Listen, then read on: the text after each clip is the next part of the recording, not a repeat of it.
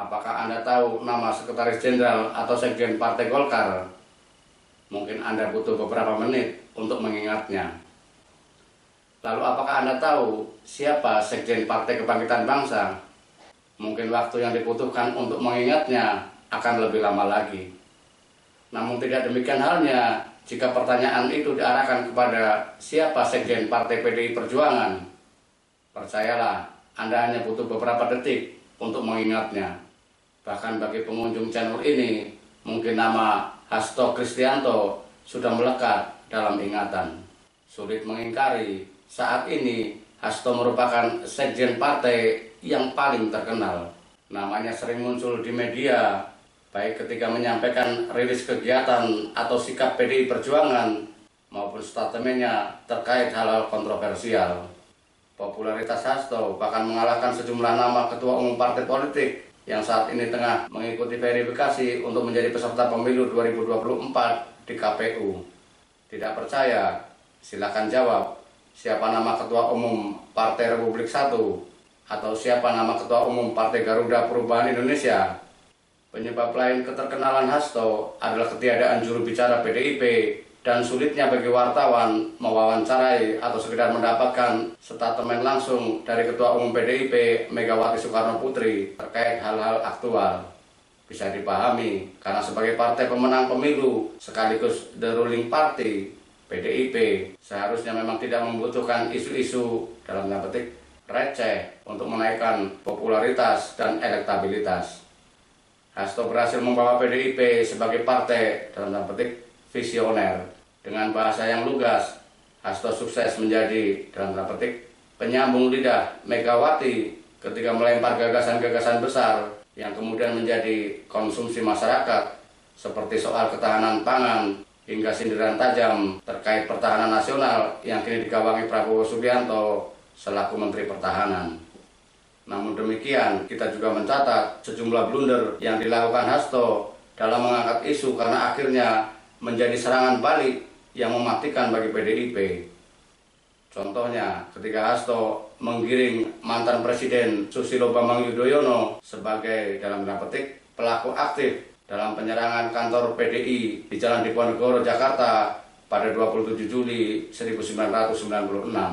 Menjelang momen besar seperti pemilu atau pilpres, Hasto rajin mengungkit peran SBY yang kala itu menjabat sebagai Kasdam Jaya. Padahal serangan Hasto dengan mudah dipatahkan karena SBY pernah diangkat Megawati sebagai Menko Polhukam. Artinya, jikapun SBY melakukan peran sebagaimana yang diduga Hasto, tentu persoalannya sudah clear.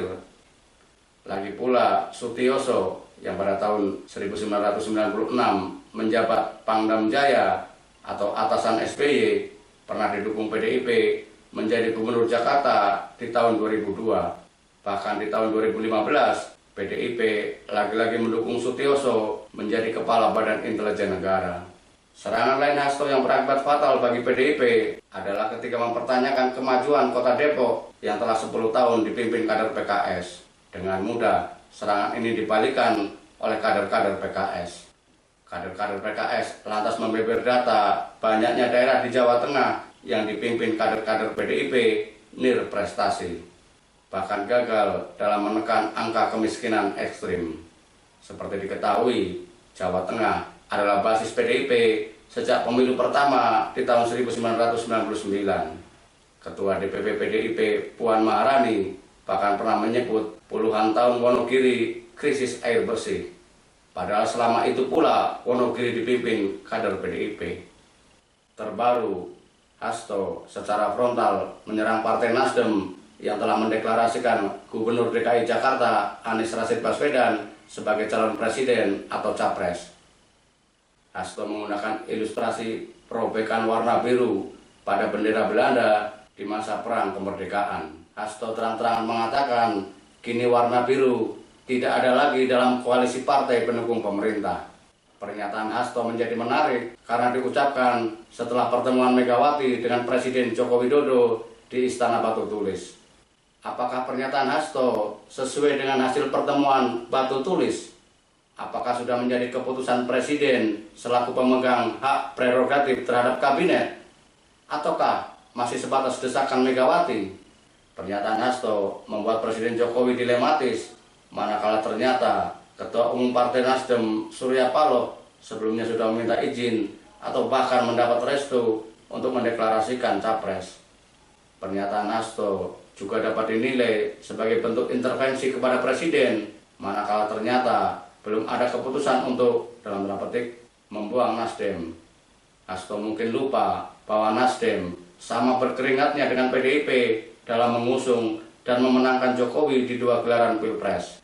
Jatah menteri yang dimiliki Partai Nasdem sebagaimana menteri-menteri dari PDIP adalah buah politik balas jasa, power sharing yang lazim terjadi dalam sebuah koalisi.